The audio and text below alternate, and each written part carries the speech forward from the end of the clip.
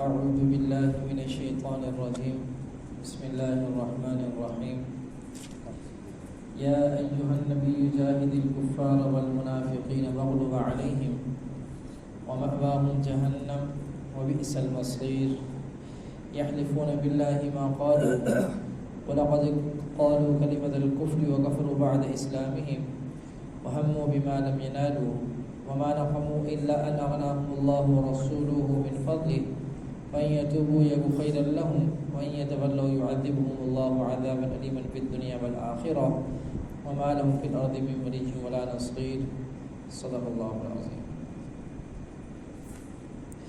یا ایھا النبی جاہد الکفار، اے نبی صلی اللہ علیہ وسلم لڑائی کر کافروں سے، والمنافقین اور منافقوں سے، وغلظ علیہم اور تند خوئی کر ان پر، ومأواہم جہنم اور ان کا ٹھکانہ دوزخ ہے، وبئس المصیر اور وہ برا ٹھکانہ ہے۔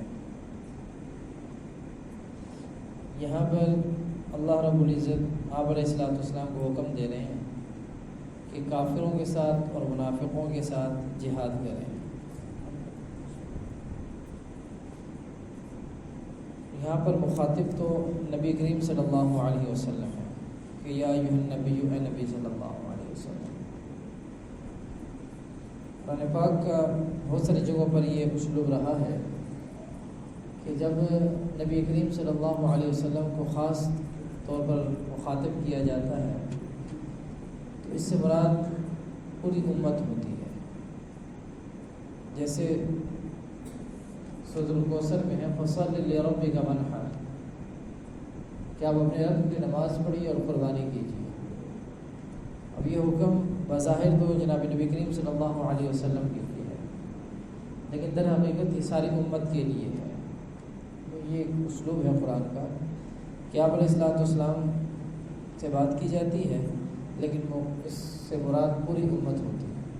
تو یہاں پر بھی یہ جو جناب نبی کریم صلی اللہ علیہ وسلم کو خاطب کر کے کہا گیا ہے کہ اے نبی صلی اللہ علیہ وسلم کافروں اور منافقوں کے ساتھ آپ لڑائی کریں، جہاد کریں ان کے ساتھ، تو یہ در حقیقت پوری امت کو خطاب ہے، یہ ساری امت کے لیے ہے کہ ان کا یہ کام ہے کہ وہ کافروں کے ساتھ جہاد کریں۔ جہاد کہتے کسے ہیں؟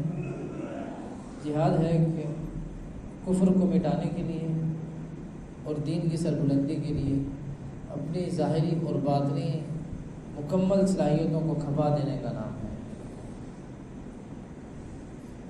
دین کی سربلندی کے لیے اور کفر کو مٹانے کے لیے انسان اپنی ظاہری اور باطنی تمام تر صلاحیتوں کو کھپا دے، اس کا نام جہاد ہے۔ اب یہاں پر فرمایا کہ کافروں اور منافقوں کے ساتھ جہاد کیجیے۔ اس آیت کے ضمن میں حضرت علی رضی اللہ تعالیٰ عنہ نے فرمایا کہ 4 قسم کے ایسے گروہ ہیں جن کے خلاف تلوار اٹھائی جائے گی۔ ان میں ایک تو کافر ہیں، ان کے خلاف تلوار اٹھائی جائے گی، ان کے ساتھ جہاد کیا جائے گا۔ دوسرا منافق ہیں، ان کے خلاف بھی تلوار اٹھائی جائے گی۔ اور تیسرا وہ گروہ جس کے خلاف تلوار اٹھائی جائے گی وہ باغیوں کا ہے۔ اور چوتھا وہ گروہ جس کے خلاف تلوار اٹھائی جائے گی وہ اہل کتاب کا ہے۔ کافروں کے خلاف تو اٹھائی جائے گی، بات سمجھ میں آتی ہے۔ منافقوں کے حوالے سے ایک تفصیل ہے، ان کے خلاف تلوار اٹھائی جائے گی۔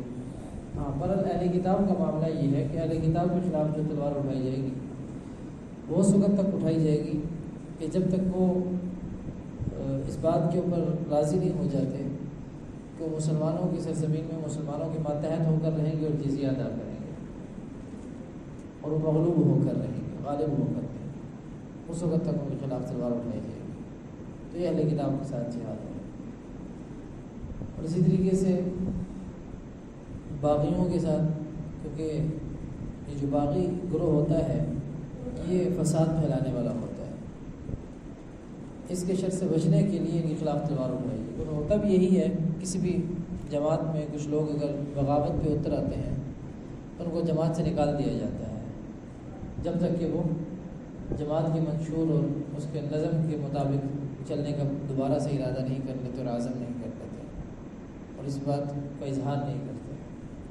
تو یہاں پر بھی جو باغی ہوں گے ان کے خلاف سختی سے پیش آیا جائے گا ان کے ساتھ، اور ان کو یہ کہا جائے گا کہ آپ فساد کو چھوڑ کر امن اور سکون کے ساتھ رہیں، اور جو قانون اور دستور ہے اس کے مطابق آپ چلنے کی کوشش کریں۔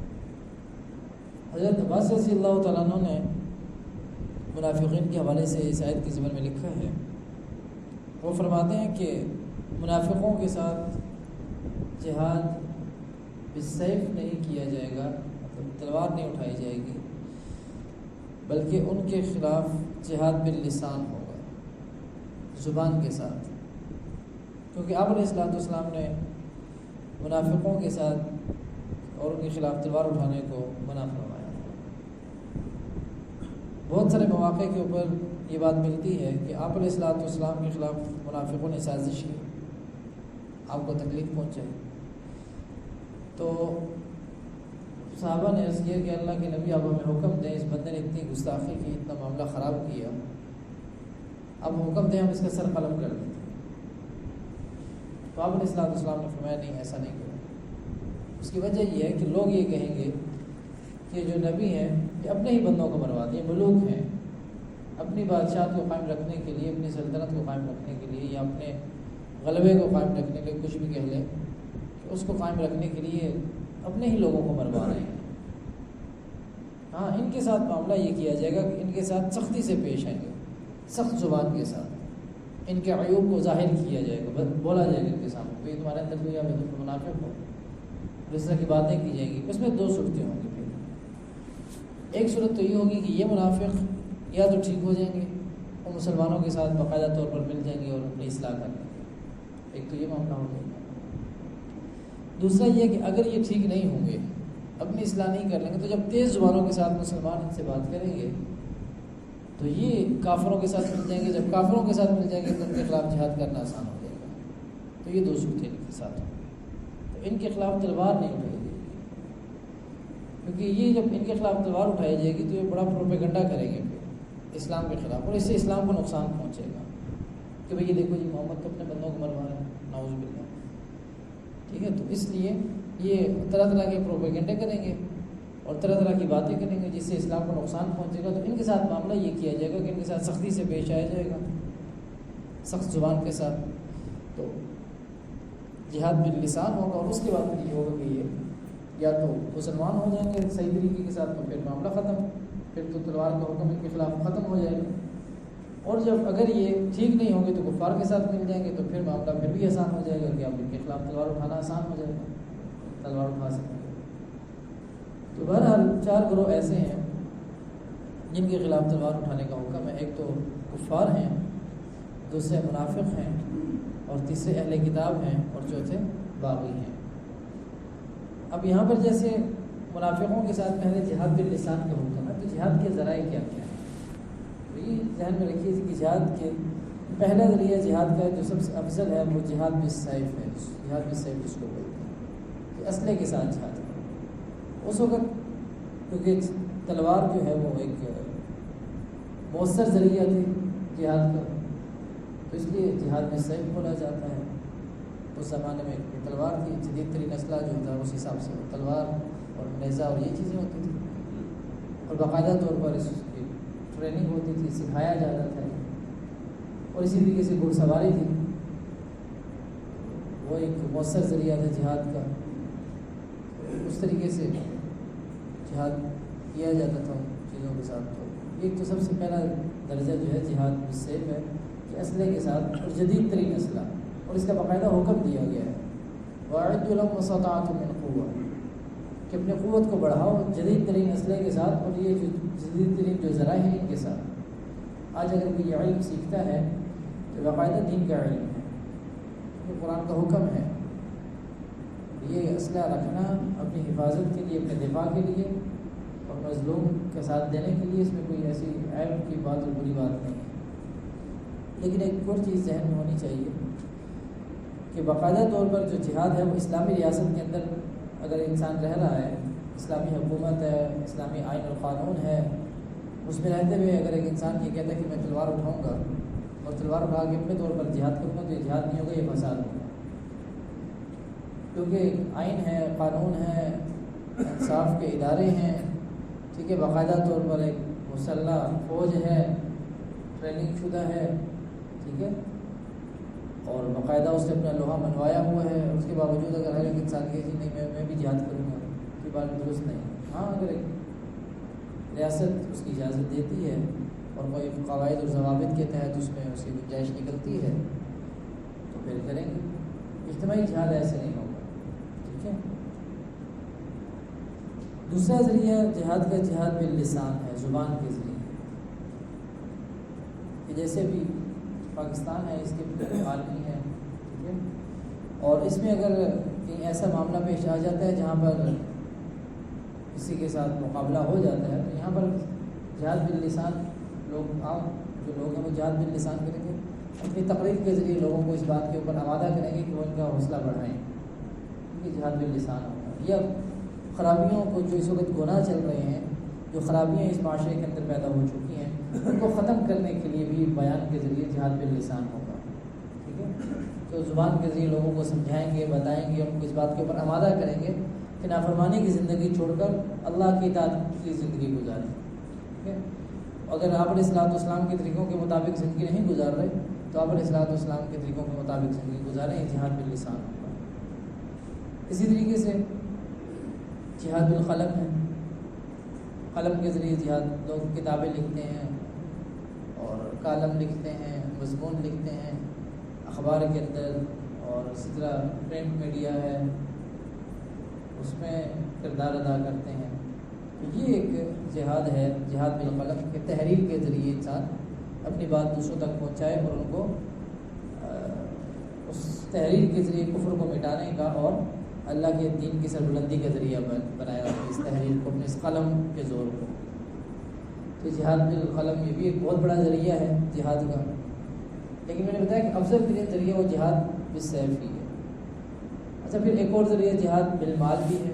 مال کے ذریعے انسان جہاد کرتا ہے کہ جب مجاہدین کو ضرورت پڑے اس میں وہ خرچ کرے، عام مسلمانوں کو ضرورت پڑے تو اس میں مال خرچ کرے.